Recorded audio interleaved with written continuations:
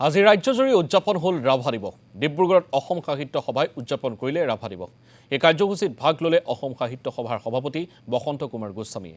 যোৰহাটত সদৌ অসম ছাত্ৰ সন্থাৰ উদ্যোগত ৰাভা দিৱসৰ কেন্দ্ৰীয় কাৰ্যসূচী। আছুৰ সভাপতি উৎপল শৰ্মাই পতাকা উত্তোলনেৰে আৰম্ভ কৰে কাৰ্যসূচী।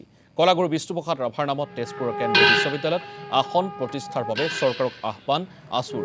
নলবাৰীত ৰাজ্য চৰকাৰৰ উদ্যোগত অনুষ্ঠিত হ'ল ৰাভা দিৱসৰ কেন্দ্ৰীয় কাৰ্যসূচী। কলিয়াবৰত অসম জাতীয়তাবাদী যুৱ ছাত্ৰ পৰিষদে স্মৰণ কৰিলে সৈনিক শিল্পী কলাগুৰু বিষ্ণুপ্ৰসাদ ৰাভাক।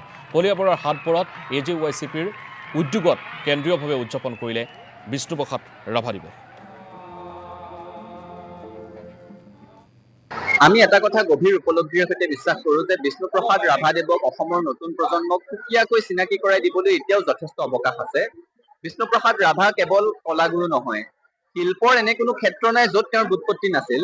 গীত লেখা, গীত গোৱা, সুৰ কৰা, নাটক লেখা, অভিনয় কৰা, তাৰ বাদেও এনেকুৱা কোনো বাদ্য নাছিল যি তেওঁ বজাব নাজানিছিলে। তেখেত স্থপতিবিদ হিচাপেও এজন সুদক্ষ ব্যক্তি আছিলে। ভাস্কৰ্য শিল্পত তেখেতৰ বিশেষ দখল আছিলে আৰু তেওঁ যিখন সমাজৰ সপোন দেখিছিলে, শোষিত নিষ্পেষিত দৰিদ্ৰ জনগণৰ উত্তৰণৰ সপোন, যিখিনি সময়ত আমি আজিকালি দেখো যে সাধাৰণ ক্ষমতা পালে মানুহে নিজৰ কাৰণে, নিজৰ পৰিয়ালৰ কাৰণে কিমান পাৰে মাটি সম্পত্তি গোটাবলৈ বিচাৰে।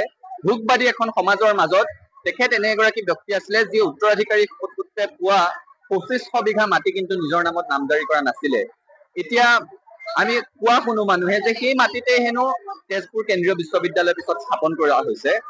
আৰু আমি সেইকাৰণে গভীৰ উপলব্ধিৰে সৈতে আজি চৰকাৰক দাবী জনাব বিচাৰো যে কলাগুৰু বিষ্ণু ৰাভা, সৈনিক শিল্পী বিষ্ণু ৰাভাক নতুন প্ৰজন্মৰ মাজত সুকীয়াকৈ পৰিচয় কৰাই দিবলৈ, তেখেতৰ বিষয়ে আৰু অধিক হাৰত বিদ্যায়তনিক গৱেষণা আগবঢ়াই লৈ যাবলৈ আৰু বিশ্বৰ যিকোনো প্ৰান্তৰ লোকেই অসমত উপস্থিত হৈ তেখেতৰ সৃষ্টিৰাজিক লিৰিকি বিদাৰি চাব পৰাকৈ সৈনিক শিল্পী বিষ্ণু ৰাভাৰ নামত তেজপুৰ বিশ্ববিদ্যালয়ত এখন আসন প্ৰতিষ্ঠা কৰিব লাগে আৰু সেই আসন প্ৰতিষ্ঠাৰ কাৰণে প্ৰয়োজন হোৱা যাৱতীয় পুঁজি অসম চৰকাৰে